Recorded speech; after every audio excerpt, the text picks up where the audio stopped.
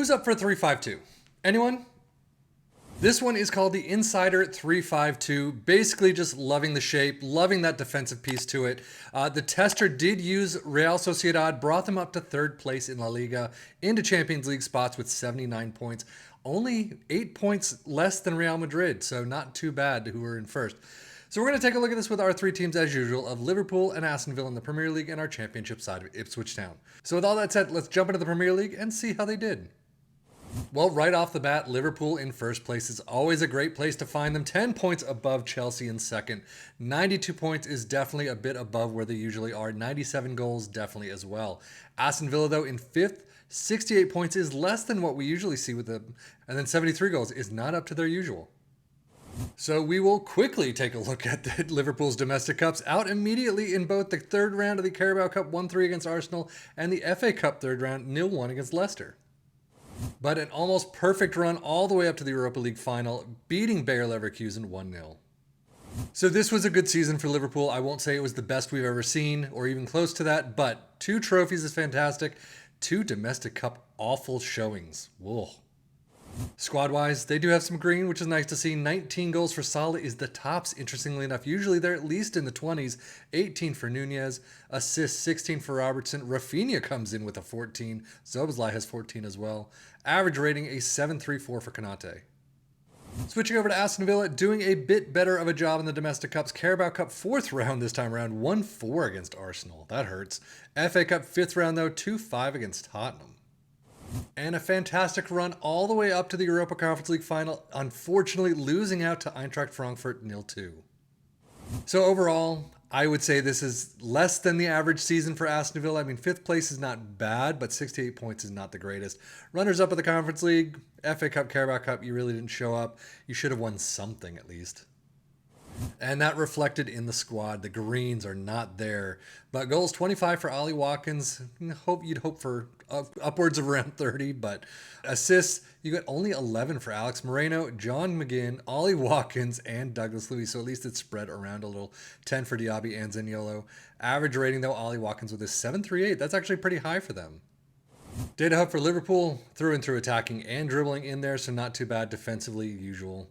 Goals per game, 2.55, 0.61 conceded, 0.80 expected goals against, which is pretty nice. And then, of course, plus 63 in the clear-cut chances, 1 every 52 minutes.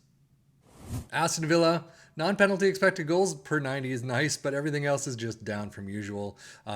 Yeah, defending's there too. Goals per game, 1.92 is pretty low for them, although not by much. 1.18 conceded, 1.24 XG against. And then a plus 57 clear-cut chances. That's pretty nice. Premier League stats, Liverpool with a 2.42 points per game, Aston Villa with a 1.79. But most goals, 97 clear front runners over Manchester United with Liverpool. Aston Villa in 4th with 73. Fewer shots against Liverpool in 1st with 245, Aston Villa with 358.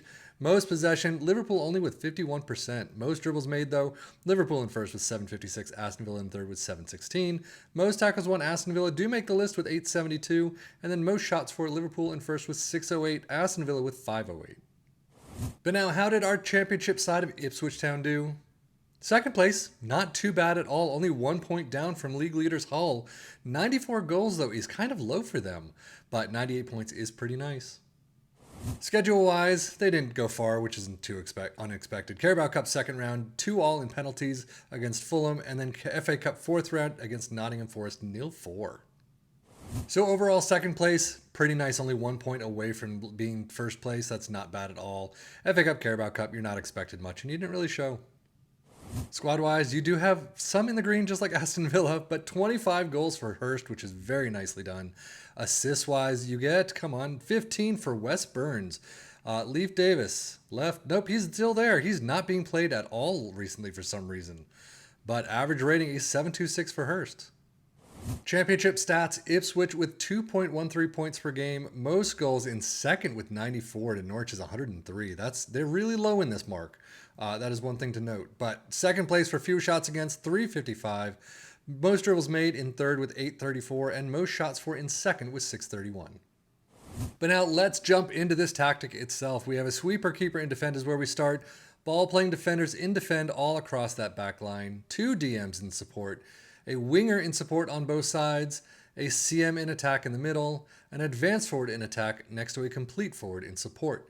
Balanced mentality, in possession attacking with his narrow, approach plays pass to space, underlap on the left and the right, focus play down the left and the right, passing directness is shorter, tempo is higher, low crosses and run at defense. In transition, counter press, counter, distribute quickly and roll it out.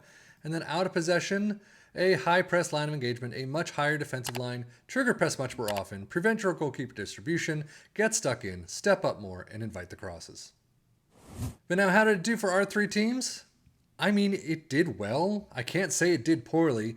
Ipswich in second place is not bad at all. Usually we've seen them first most of the time in the last couple of months, but their point tally and their goal tally is definitely low. But this is definitely looking much more like a defensive tactic to use. 3 in the back, you got 2 DMs, the wingers in support on the sides. So it's not a full-blown, all-out attacking tactic that we've seen in the past, which really racks up a lot of the goals. And if we take a look at Aston Villa and Liverpool, well, Liverpool doing fine. 92 points is definitely a good position for them. 97 goals is not bad either. Aston Villa, though, 68 points, 73 goals. I will say, if your goal tally is more than your points, pretty good. Unfortunately for Aston Villa, their point tally is a little bit lower than usually expected. So again, this is just one full-blown holiday season for me.